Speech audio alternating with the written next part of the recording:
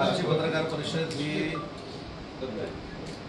जिल्ह्याच्या कृषी विषयक धोरणासंदर्भातली पत्रकार परिषद आहे। गेली 2 वर्ष शेतकरी असतील, मग त्याच्यामध्ये भात उत्पादक असेल, नाचणी उत्पादक असेल, आंबा उत्पादक असेल, काजू उत्पादक असेल, त्या सगळ्यांच्या विविध मागण्या राज्य सरकारच्या स्तरावर होत्या। आणि त्या 2 वर्षामध्ये आमचे जिल्हा कृषी अधिकारी पण आपल्याला सांगितले की 2 वर्षामध्ये ज्या पद्धतीनं शेतकऱ्यांना आवश्यक तांत्रिक बाबीची पूर्तता करून आवश्यक होती, ती तांत्रिक बाब दुरुस्त करण्यामध्ये आम्ही यशस्वी झालो। सगळ्यात महत्त्वाची गोष्ट आपल्याला आठवत असेल, मागच्या आंब्याच्या काजूमध्ये आपण मला एक प्रश्न विचारला होता की सिंधुदुर्ग आणि रत्नागिरी याच्यामध्ये पीक विम्याचा जो हप्ता आहे तो इकडे 8,500 आहे आणि इकडे 13,500 आहे। ती तफावत आपण भरून का काढत नाही? तर शासनानं आता निर्णय घेतलेला आहे की पीक विम्याचा हप्ता जो होता तो जसा सिंधुदुर्ग जिल्ह्याचा 8,500 होता तसाच्या तसा रत्नागिरी जिल्ह्याचा देखील करण्याचा निर्णय हा अतिशय शेतकऱ्यांच्या दृष्टीने महत्त्वाचा घेतलेला आहे।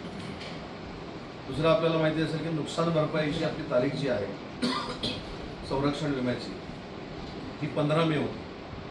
आणि विशेषतः मला असं वाटतं की आंबा बागायतदारांनी मुंबईच्या मीटिंगमध्ये अशी मागणी केली होती की 15 तारीख ही त्यांना सुटेबल नाही, ती 31 मे पर्यंत त्याची मुदतवाढ करावी। तर विमा संरक्षणाची 15 तारखेपर्यंतची जी मुदत होती ती 31 मे करण्याचा निर्णय महाराष्ट्र सरकारनं घेतलेला आहे।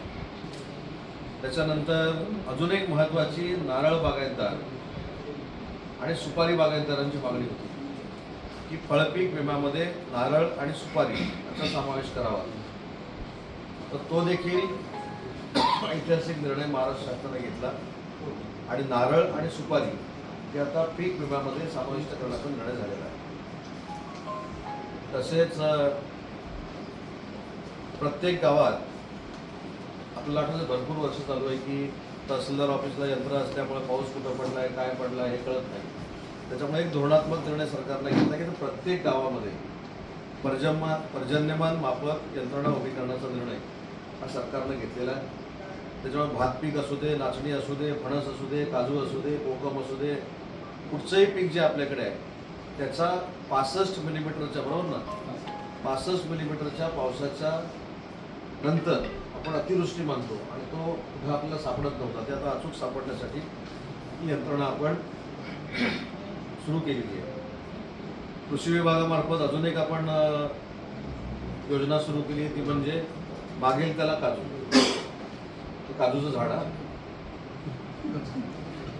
मागेल त्याला काजूचं झाड 2000 हेक्टरवर आपण ही काजूची लागवड आपल्या जिल्ह्यामध्ये करतो।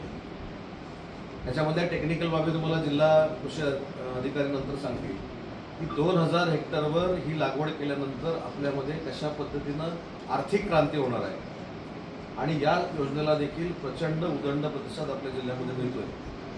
आपण याच्या अगोदर आपण अशी एक योजना राबवली होती की मागेल त्याला खैराचं झाड आणि त्याला देखील एवढा रिस्पॉन्स मिळाला की त्याची देखील आर्थिक उन्नती त्या शेतकऱ्याची कशी होईल तुम्हाला 3 वर्षानंतर कळणार। त्याच्या पुढे जाऊन मागेल त्याला नारळाचं झाड ही योजना सिंधुरत्न योजनेतनं सबसिडी देऊन आणण्याचा आमचा विचार आहे। हे देखील आम्ही पुढच्या महिन्यामध्ये त्याचा निर्णय घेऊ। आंबा काजू नुकसान भरपाईच्या बाबतीमध्ये जो निर्णय झाला होता तो 98 कोटी रुपये आपल्याकडे जमा झालेले आहेत आणि त्याचं वाटप देखील बरोबर सुरुवात झालेली आहे। त्याच्यानंतर पीक विम्याचा जो विषय होता ते देखील विम्याच्या संदर्भात 88 कोटी रुपये मंजूर झाले। 28,000 ते 30,000 शेतकऱ्यांना याचा फायदा मिळणार आहे।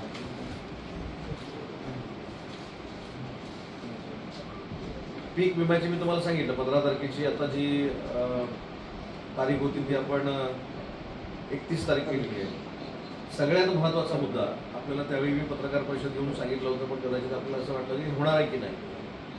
AIच्या धर्तीवर आपण काजू आणि आंबा उत्पादनाशी निगडीत काही निर्णय घ्यायचे ठरवलेले होते आणि त्याच्यामध्ये मला सहकार्य जे मिळालेलं होतं ते माननीय शरद पवार साहेबांचं मिळालं होतं। त्यांची बारामतीची टीम आपल्याकडे आली होती। आता आपण जिल्ह्यामध्ये किती गट करतो?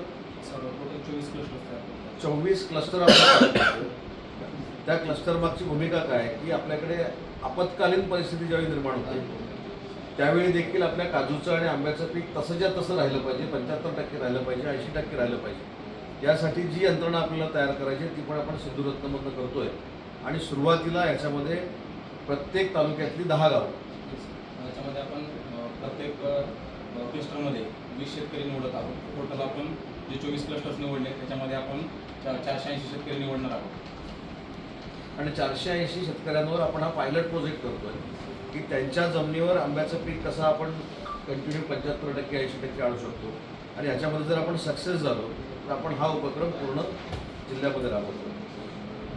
त्याच्यानंतर महिलांसाठी, बचत गटांसाठी आपण एक सिंधुरत्नमधनं योजना आणली कृषीची. ते म्हणजे आपल्याकडे काजूची लागवड ही प्रचंड पद्धतीनं होते. आपण काजू काढून घेतो आणि बोंडू टाकून देतो. तर अशा पद्धतीची काही युनिट आपल्याला तयार करता येतील का की जे बोंडूचं सिरप बनवू शकतात. पूर्वी बोंडू असं होतं, आपल्याला कदाचित पूर्वीच्या लोकांना माहिती आहे, बोंडूपासून जसं जांभळापासूनचं असं तयार केलं जातं, तशा पद्धतीचं सरबतासाठीचं सिरप तयार करता येईल का, याच्यावर आपण कोकण कृषी विद्यापीठाला घेऊन रिसर्च करून महिलांना हा उद्योग उभा करण्यासाठी मदत करणार आहोत. आणि आंबा बागायतदारांसाठी अतिशय अजून एक महत्त्वाचा निर्णय आपण घेतोय, ते म्हणजे रायपिंग चेंबरची जी संकल्पना आहे, ती रायपिंग चेंबरची संकल्पना 2 लाख आणि 5 लाख अशी आहे. 2 लाखापर्यंत किती टन? सर त्याच्यामध्ये 2 टन आणि 5 टन. 2 2 टन असेल तर त्याची किंमत 2-2.5 लाखापर्यंत आहे आणि 5 टन असेल त्याची 5-1 लाखापर्यंत, 15 लाख. तर याच्यामध्ये जसं आम्ही बलोरेची एक योजना आंबा बागायतदारांसाठी आणली आणि 11 लाखाची गाडी, त्याच्यावर 3 लाख रुपये आम्ही सबसिडी देत होतो, तसं रायपलिंग जी मशीन आहे किंवा चेंबर जो आहे याच्यावर देखील 25% पासून 50% पर्यंत कशा पद्धतीनं सिंधुरत्नमधनं सबसिडी देता येईल यासाठी आम्ही प्रयत्न करतो. आणि हा मला असं वाटतं की सिंधुरत्नमधला जो प्रोजेक्ट आपण आणतोय हा आंबा बागायतदारांसाठी गेम चेंजर असू शकतो. अशा पद्धतीनं आपण पुढे जाणार आहोत.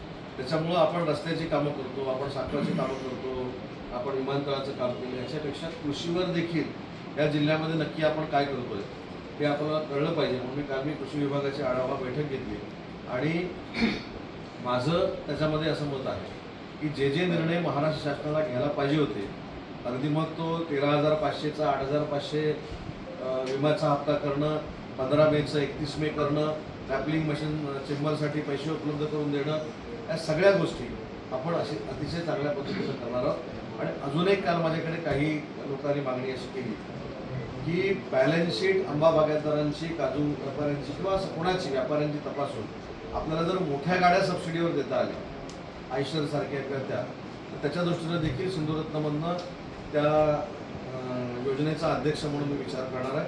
आणि याच्यातनं वैयक्तिक लाभाच्या योजना या सिंधुरत्नमध्ये असल्यामुळं अनेक शेतकरी स्वतःच्या पायावर उभे राहू शकतात. पावसाची परिस्थिती आणि आलेलं आपत्कालीन संकट लक्षात घेता भात आणि नाचणी पिकांना जे संरक्षण पाहिजे ते देणं गरजेचं होतं. आणि म्हणून ती मुदत देखील 31 जुलैपर्यंत करण्याचा निर्णय महाराष्ट्र शासनाने घेतला.